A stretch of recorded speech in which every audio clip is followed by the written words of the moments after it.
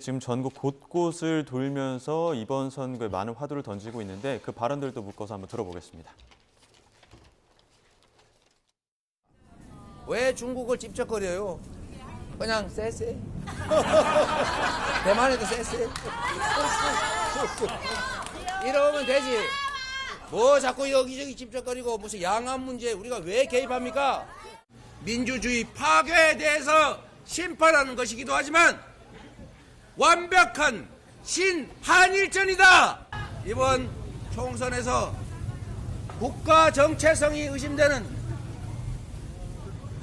자주 독립국가의 구성원인지가 의심되는 후보들은 다 떨어뜨려서 우리가 대한 독립국가임을 확실하게 보여줍시다, 여러분.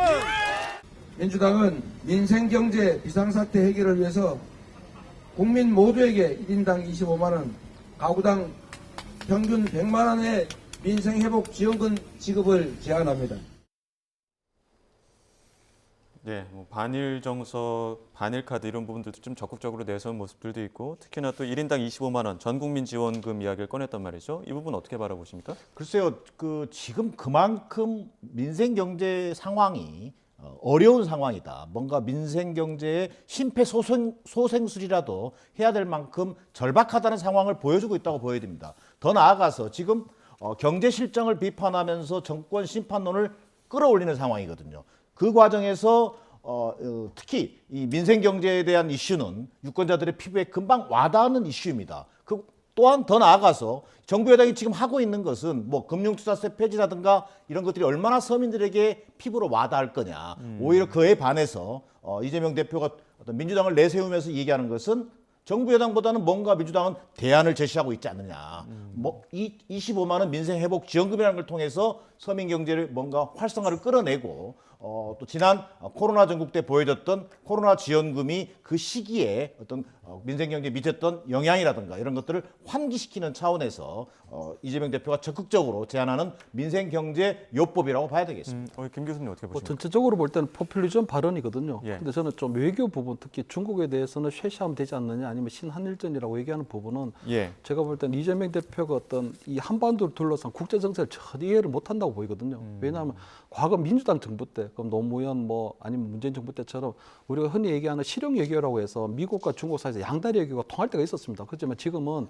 그때는 이 중국이 미국보다 한 수 아래일 때거든요. 지금은 미국과 중국 간에 패권 전쟁이 벌어지기 시작했습니다. 그러면 우리처럼 어중간하게 이렇게 양다리를 걸치고 있으면 양쪽으로부터 다 배척이 되는 거거든요. 그래서 중국에서 볼 때는 양다리 해주면 중국에서는 우리한테 쇄시할지 모르지만 실질적으로 볼 때는 우리의 안보나 아니면 어떤 뭐 달러 패권이나 이런 여러 가지 볼 때 우리가 미국 경제하고 미국과 함께 가야 되는데 그렇다 보면 한국과 미국과 일본이 어떤 삼각동맹을 어렵게 윤석열 정부가 만들었고 그 부분이 지금 현재의 추세는 맞는 거거든요. 그런데 지금 이재명 대표가 어떻게 중국에도 이렇게 양다리 걸치면 되지 않냐 해버리면 앞으로 아마 여러 가지 부분에서 저희들이 중간에서 어떤 국제적으로 고립될 가능성이 굉장히 커지거든요. 그렇기 때문에 지금 어떤 신한일전이나 쇄세라고 하는 그 발언, 포퓰리즘 발언이기도 하지만 앞으로 아마 이재명 대표 어떤 준비 안 된 대통령 후보 앞으로 이재명 대표가 어떻게 보면 대통령이 된다면 굉장히 우리 한반도가 위험한 상황에 빠질 수 있다는 그런 것들 그대로 적나라하게 보여줬다고 보고요. 저는 그 민생지원금 25만 원 같은 경우에는 이거는 약간은 저는 피싱 캠페인이거든요. 어떻게 보면 유권자들의 마음을 혹대는 그런 피싱 캠페인 일종이라고 볼 수 있는데 당연히 이제 뭐 정부가 예산 편성을 갖고 있기 때문에 저는 애당초부터 실현이 불가능합니다. 정부가 반대하면.